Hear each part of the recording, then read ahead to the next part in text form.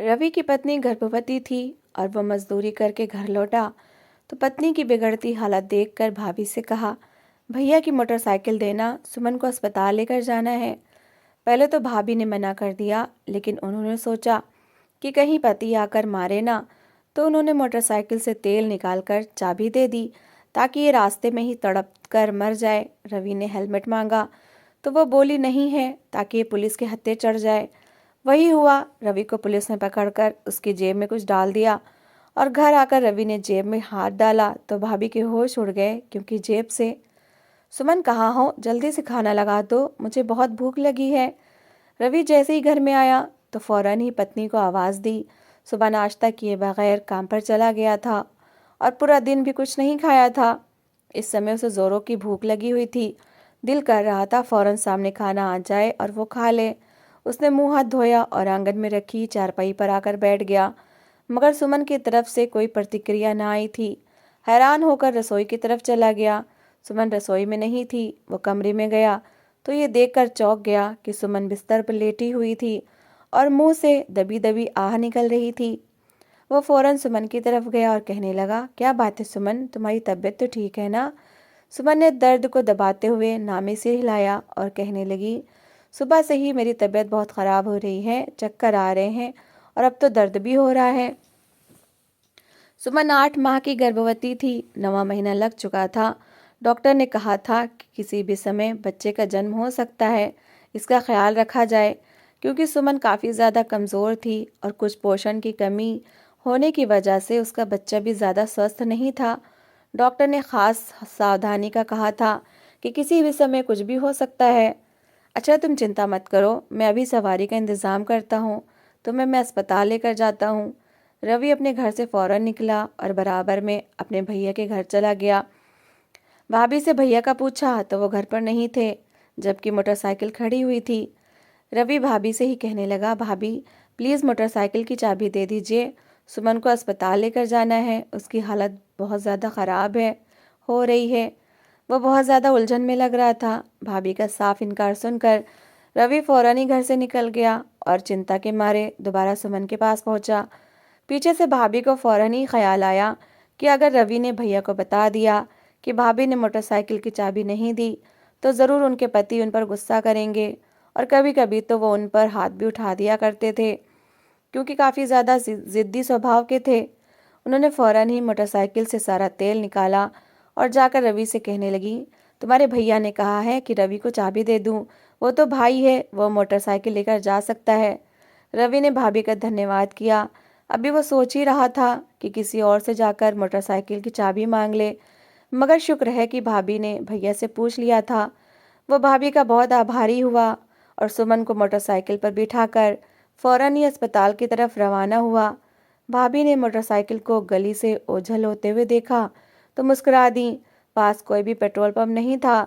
उन्हें पूरा विश्वास था कि सुमन की हालत और बिगड़ जाएगी। डॉक्टर ने उसके बारे में क्या कहा था वो खूब अच्छी तरह से जानती थी और वो यही चाहती थी कि सुमन रास्ते में ही तड़प तड़प कर मर जाए। न मोटरसाइकिल में तेल होगा, न सवारी आगे बढ़ेगी, न ही सुमन समय पर अस्पताल पहुंच पाएगी, जिसकी वजह से उसका इलाज भी वक्त पर नहीं होगा और वह मर जाएगी। एक तरह से उनका मकसद पूरा हो रहा था और वह बहुत ज़्यादा खुश हो रही थी। और फिर उन्होंने एक और बुरा काम ये किया था कि रवि के मांगने पर भी उसे हेलमेट नहीं दिया था। रवि जानता था कि आजकल पुलिस हर सड़क पर नाके लगाती है और हेलमेट ना होने पर लोगों के चालान हो रहे हैं। मगर भाभी ने जब कहा कि हेलमेट नहीं है तो उसे मजबूरन बिना हेलमेट के मोटरसाइकिल लेकर निकलना पड़ा। मजबूरी भी इंसान से क्या कुछ करवा देती है। उसे भाभी के सामने हाथ फैलाने पड़े थे और ज़रा ज़रा सी चीज़ के लिए पूछना पड़ा था। वो सोचने लगा, काश उसके पास पुरानी ही सही मगर अपनी मोटरसाइकिल होती, जिसे जब चाहता इस्तेमाल कर सकता। मगर ये सब समय सोचने का नहीं था।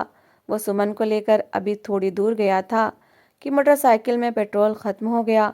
उसने सिर पर हाथ मारा और दिल में सोचा कि घर में देखना ही भूल गया कि मोटरसाइकिल में पेट्रोल है या नहीं। अब मैं क्या करूं? पेट्रोल पंप भी यहाँ से बहुत दूर है। वो ऐसे ही मोटरसाइकिल को घसीटते हुए आगे बढ़ने लगा जब एक और मोटरसाइकिल सवार ने उसे देखा और सुमन की हालत को देखते हुए उसकी तरफ आ गया। उसने फौरन ही रवि को रोका और अपनी मोटरसाइकिल से कुछ तेल निकालकर रवि की मोटरसाइकिल में डाल दिया ताकि वो पेट्रोल पंप तक आसानी से पहुंच जाए। उस आदमी को भी पता चल गया था कि रवि की पत्नी गर्भवती है और इन्हें मदद की ज़रूरत है, मगर अपने ही कैसे बेदर्दी से रवि की पत्नी की मौत का सामान तैयार कर रहे थे। शायद यही स्वार्थ का कारण था कि रवि की भाभी शादी के इतने साल बाद भी मां नहीं बन सकी थी, जबकि सुमन की शादी को अभी दूसरा ही साल लगा था कि उसने मां बनने की खुशखबरी सुना दी थी। भाभी दिल ही दिल में ईर्ष्या का शिकार हो गई थीं और सुमन से बहुत नफरत करने लगी थीं।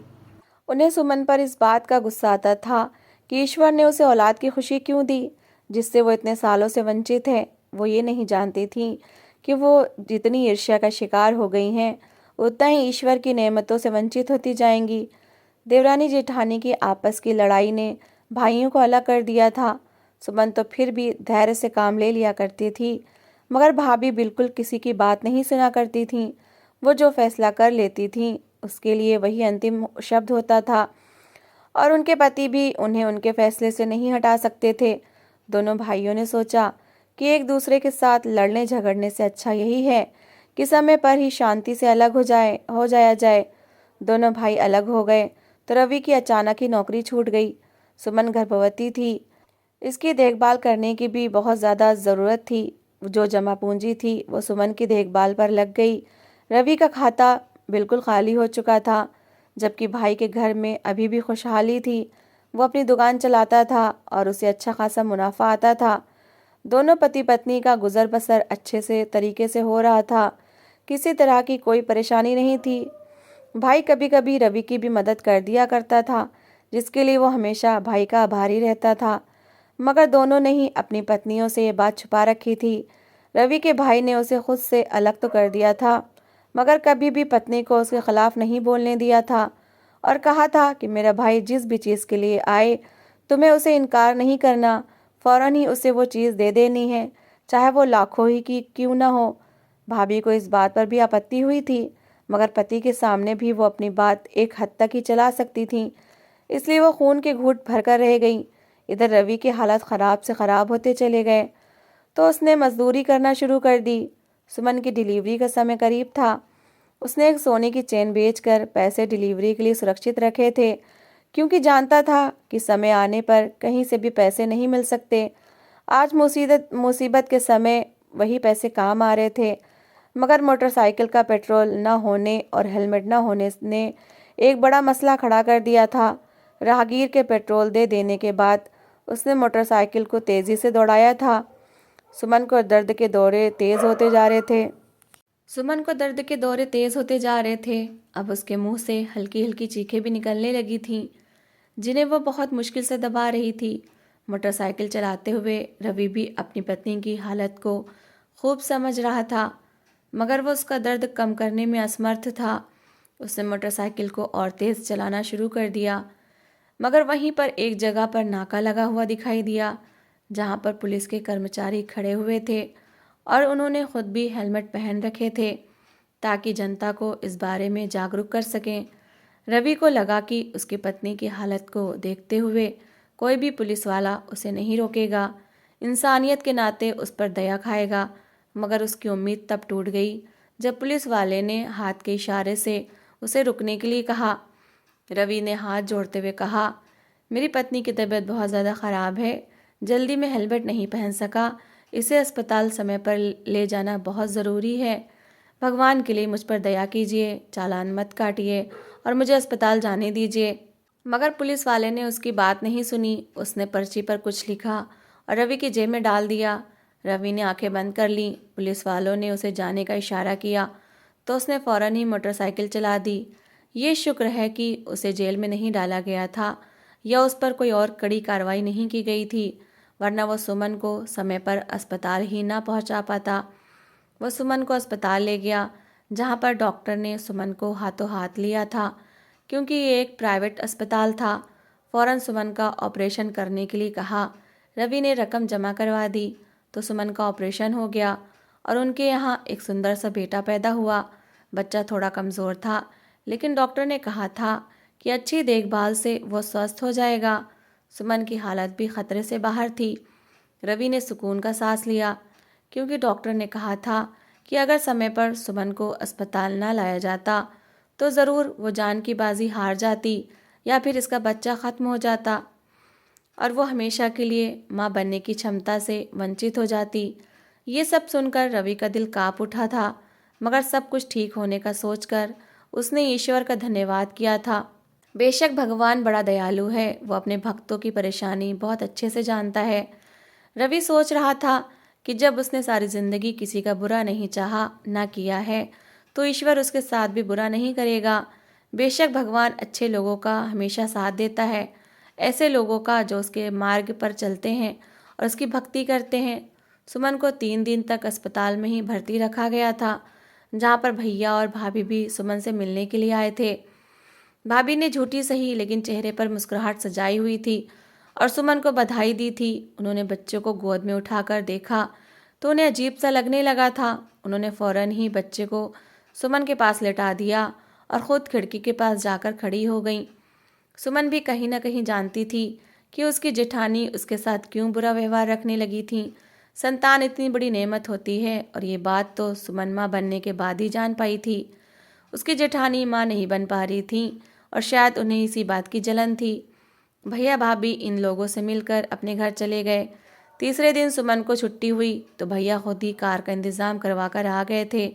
वो सबको गाड़ी में बिठाकर अपने साथ ले आए थे। रवि भी 3 दिन बाद घर आया था। सुमन और बच्चा सुरक्षित हालत में थे तो उसने भी सुख का सांस लिया था, वरना उसकी नींद ही उड़ी हुई थी। वो काफ़ी व्यस्त रहा था, कपड़े तक बदलने का ख्याल नहीं आया था। अब सब ठीक था तो उसने सोचा कि हाथ मुंह धो ले और फिर खाना खाएगा। फौरन ही वॉशरूम जाने लगा। जब जेब में कुछ महसूस हुआ, उसने जेब में हाथ डाला तो एक सख्त चीज़ उसके हाथ लगी। उसने उसे बाहर निकाला तो वह मोटरसाइकिल की चाबी थी, एकदम नई और चमकदार। इसके साथ एक छोटी सी पर्ची भी बंधी हुई थी। रवि ने पर्ची को धीरे धीरे खोला और पढ़ा कि ये चाबी शोरूम जाकर दिखाना, तुम्हारी मोटरसाइकिल तैयार है, तुम अब किसी के मोहताज नहीं हो। इसके नीचे एक नाम लिखा था, तरुण शर्मा। नाम पढ़ते ही रवि के दिमाग में कई पुरानी बातें घूमने लगीं। उसे वो दिन याद आ गया जब वो और उसका एक दोस्त पुलिस की नौकरी के लिए परीक्षा देने गए थे। उस समय सिर्फ एक सीट खाली थी। रवि की तैयारी अच्छी थी और उसका नाम आने वाला था, लेकिन उसके दोस्त का नाम लिस्ट में नहीं था। रवि का दोस्त तरुण एक अनाथ लड़का था, जिसकी माँ ने बहुत ज़्यादा मेहनत करने के बाद उसे पढ़ाया लिखाया था। इन दोनों की उम्र पूरी हो चुकी थी और पुलिस में नौकरी के लिए ये इनकी आखिरी कोशिश थी। रवि सोचने लगा कि मेरे पास तो फिर भी थोड़ा बहुत सहारा है, मैं कोई और काम कर लूँगा, और मेरी गणित भी काफ़ी अच्छी थी, मुझे किसी ऑफिस में भी नौकरी मिल जाएगी। मगर मेरा दोस्त हिम्मत हार जाएगा और दोबारा किसी भी नौकरी के लिए आवेदन नहीं करेगा, इसलिए उसने अपनी जगह छोड़ दी थी। उस दिन रवि ने अपने दोस्त को देखा और दिल में सोचा कि ये भी मेरी तरह मेहनती है, इसका भी हक बनता है। उसी पल उसने अपनी जगह छोड़ दी और अफसर से कहा था कि ये मेरी जगह नहीं, मेरे दोस्त का हक है। उस दिन उसका दोस्त रो पड़ा था और रवि खामोशी से वापस आ गया था, क्योंकि उसे सुख मिला था कि उसने किसी का हक नहीं मारा, वो किसी के काम आ गया है। आज उसी दोस्त का नाम इस पर्ची पर लिखा हुआ था। उसे एक और बात भी याद आ गई कि जब सुमन को अस्पताल ले जाते हुए पुलिस ने उसे रोका था तो एक पुलिस वाले ने चुपके से उसके जेब में कुछ डाल दिया था। उसे लगा था कि शायद ये चालान की पर्ची है। सिर्फ उसकी पत्नी की हालत को देखते हुए उस पर दया खाई जा रही है। उस समय वो डर के मारे कुछ समझ नहीं पाया था, लेकिन अब उसे अंदाज़ा हो रहा था कि वो पुलिस वाला और कोई नहीं बल्कि उसका पुराना दोस्त तरुण ही था। उसी ने उसकी जेब में पर्ची और चाबी डाली थी। वो इसी सोच में गुम था कि दरवाजे पर धीरे से दस्तक हुई। उसने जाकर दरवाज़ा खोला तो सामने एक आदमी खड़ा था, जिसके चेहरे पर हल्की सी मुस्कुराहट थी। उसने कहा, मुझे तुमसे बात करनी थी। रवि ने ध्यान से उसका चेहरा देखा तो पहचान गया, ये तो तरुण शर्मा था। दोनों एक पल खामोशी से एक दूसरे को देखते रहे, फिर रवि की आंखों से आंसू बहने लगे। उसने आगे बढ़कर तरुण को गले से लगा लिया। तरुण ने उसके कंधे पर हाथ रखकर कहा, मैं बहुत दिनों से तुम्हें ढूंढ रहा था, जब नाके पर तुम्हें देखा तो फौरन पहचान लिया था। ये चाबी तुम्हारे लिए है ताकि तुम्हारी ज़िंदगी आसान हो जाए। तुम्हारे चेहरे की तरफ देखते ही मुझे अंदाज़ा हो गया था कि ये तो मोटरसाइकिल तुम्हारी नहीं है क्योंकि मोटरसाइकिल के साथ हेलमेट मिल रहा है और तुमने वो हेलमेट अभी नहीं पहन रखा था, जबकि तुम्हारी माली हालत भी इतनी अच्छी नहीं लग रही थी। कोई जानबूझकर अपना नुकसान तो नहीं करवाना चाहेगा ना। सालों पहले तुमने मुझ पर एहसान किया था, ये उसका बदला उतारने की एक छोटी सी कोशिश है। हालांकि मैं बदला नहीं उतार सकता, रवि ने कहा। मैंने तुम पर कोई एहसान नहीं किया था, मैंने सिर्फ वही किया था जो ठीक लगा था, तरुण ने मुस्कुराकर कहा। लेकिन मेरे लिए वो बहुत बड़ा कर्ज था जो आज अदा हुआ है। इस समय खिड़की में से भाभी ये सब कुछ देख रही थीं। जब उनकी नज़र रवि के हाथ में चाबी पर पड़ी तो उनके दिल में डर भर गया, क्योंकि वो समझ गई थी कि जिसका बुरा उन्होंने चाहा था वो आज पहले से ज़्यादा मजबूत हो गया था। सुमन के बच्चे को देखकर उन्हें वैसे भी बहुत ज़्यादा पछतावा होता रहता था कि उन्होंने एक मासूम जान को मारने की कोशिश की। दुनिया में आने से पहले ही अपनी ईर्ष्या के हाथों मजबूर होकर उसे ख़त्म करना चाहा। ये तो भगवान का शुक्र था कि कोई बड़ा नुकसान नहीं हुआ था। रवि ने आसमान की तरफ देखा और दिल ही दिल में ईश्वर का धन्यवाद किया। उसके दिल में एक अजीब सा यकीन पैदा हो गया था कि जो पुण्य किया जाता है वो कभी व्यर्थ नहीं जाता, चाहे समय लगे मगर भगवान ज़रूर उसका फल देता है। तरुण ने जाते जाते कहा कि कानून हमारे फायदे के लिए बनता है, इसलिए हमें इसे तोड़ना नहीं चाहिए बल्कि इस पर अमल करना चाहिए ताकि हम खुद भी सुरक्षित रहें और दूसरे भी सुरक्षित रहें। वो खामोशी से उसकी बात सुनता रहा। अंदर से बच्चे की रोने की आवाज़ आई तो रवि चौंक गया और जल्दी से अंदर गया। उसने अपने बेटे को गोद में उठाया और सुमन की तरफ देखा। सुमन के चेहरे पर कमज़ोरी के बावजूद एक सुकून था। रवि ने दिल में सोचा कि उसकी ज़िंदगी की सबसे बड़ी दौलत यही उसका परिवार है। उसने अपने बच्चे को सीने से लगाया और दिल में फैसला किया कि चाहे ज़िंदगी कितनी ही कठिन क्यों ना हो, वो कभी किसी के लिए बुरा नहीं सोचेगा और हमेशा सच्चाई और मेहनत के रास्ते पर चलेगा, क्योंकि उसे अब विश्वास हो गया था कि पुण्य कभी व्यर्थ नहीं जाता और ईश्वर हर नेक दिल इंसान का साथ देता है। तो दोस्तों, इस कहानी को लेकर आपकी क्या राय है, कमेंट बॉक्स में ज़रूर बताएं। और अगर आपको हमारी आज की कहानी अच्छी लगी हो तो प्लीज़ इसे लाइक ज़रूर करें। अगर आपने अभी तक हमारे चैनल को सब्सक्राइब नहीं किया तो ज़रूर कर लीजिए। तो मिलते हैं ऐसी एक और मोटिवेशनल कहानी के साथ। Thanks for watching.